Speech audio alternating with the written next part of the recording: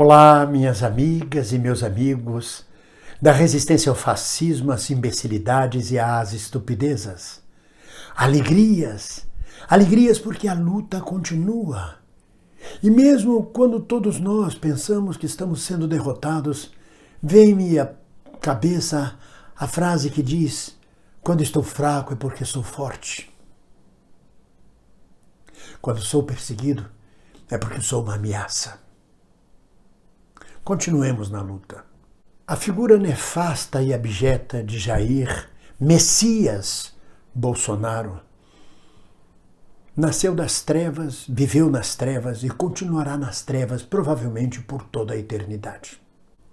Ele não tem luz, ele não traz luz. Ele é como se fosse um gigantesco buraco negro, devorando toda a matéria, toda a luz à sua volta. Faz parte dele. Ele é a morte andante. E ele é tão grande, é tamanha a sua escuridão, a sua capacidade de sorver energia e luz de tudo à sua volta e transformar em escuridão, que até mesmo o seu estúpido ministério, que por um bom tempo preponderou no noticiário brasileiro, desapareceu. A Damares não abre mais o bico, não fala mais que vê Jesus, não dá mais pitaco. O próprio general Heleno, boa noite, bom dia, general Heleno, que prazer, como vai, hein, Heleninho? Tu vai virar personagem. Pois é, o próprio general Heleno não dá mais pitaco. O general Ramos, o Mário Frias, aquela coisa que foi nomeado secretário de Cultura de uma nação de 210 milhões de habitantes, é uma piada, só dói quando eu rio. O ministro Salles, o ministro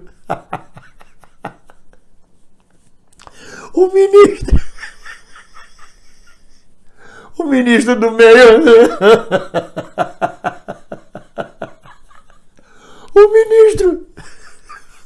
o ministro do meio ambiente nem aparece mais. O ministro da educação ainda não sabe nem quem é. O ministro da saúde só aparece para falar merda. E assim mesmo é muito pouco, porque o buraco negro do Bolsonaro suga ele, tem ele debaixo do sovaco. Logo ele, o general da ativa. Ah, meu Deus, só dói quando eu rio. Bolsonaro conseguiu o prodígio de calar todos os seus ministros, de aparecer mais que todos, o que é o que ele deseja. Ele diz sempre: sou eu que mando, eu sou o presidente, sou eu. Nem os filhos deles, nem a primeira-dama, nem o Queiroz conseguem aparecer mais do que ele. Sou eu. Mas agora, neste final de ano, um ministro sobressaiu-se mais que os outros. O nosso ministro das Relações Exteriores, o Ernestinho. Para desgraça do nome de Ernesto Che Guevara, esta pústula também se chama Ernesto Araújo, que nos faz ver que o Itamaraty não era aquele mar de rosas, que existe aparvalhados também no Itamaraty. E o ministro Ernesto Araújo vem com a mensagem de Ano Novo a mais paranoica possível, que reflete bem o governo Bolsonaro, que reflete o seu mestre. Eu vou ter que ler para vocês a mensagem, relembrar lendo a mensagem de fim de ano do ministro das Relações Exteriores do Brasil, para vocês verem. Ele começa afirmando que existe uma gigantesca batalha no mundo.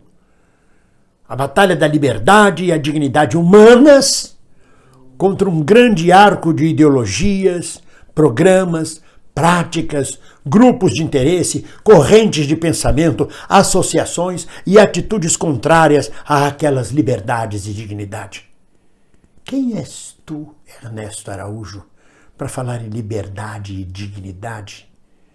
Quem és tu, ministro de um governo que castra as liberdades e que não tem nenhuma dignidade?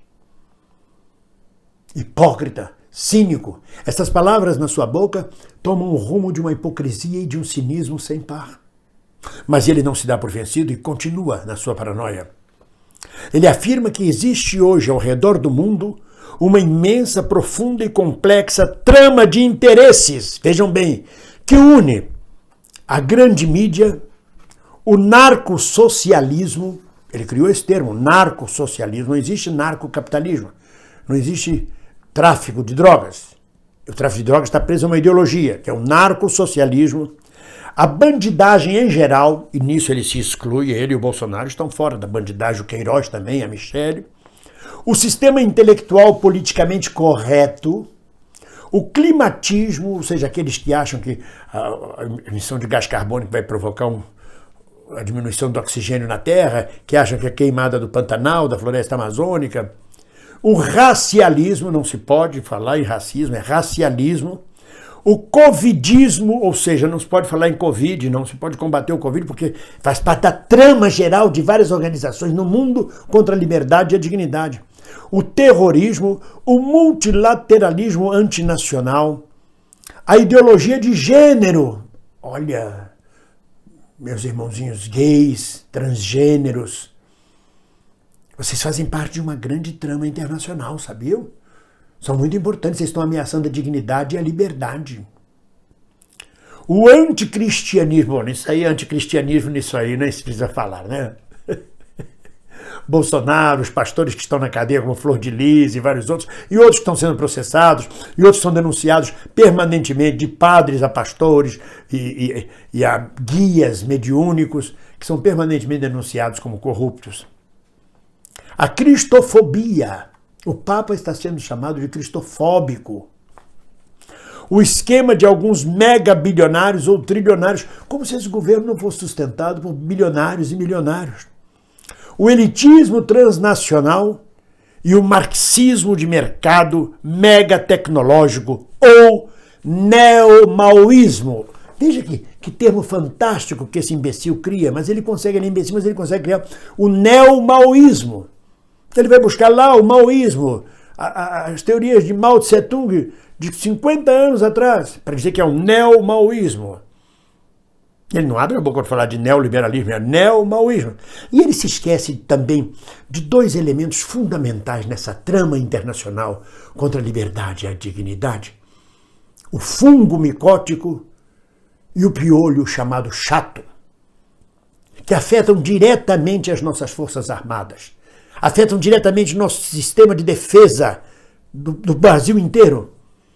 A micose dos pés, adquirida pelos militares nos banhos públicos dos quartéis das casernas, passar de pé para pé, com aquelas botas fechadas.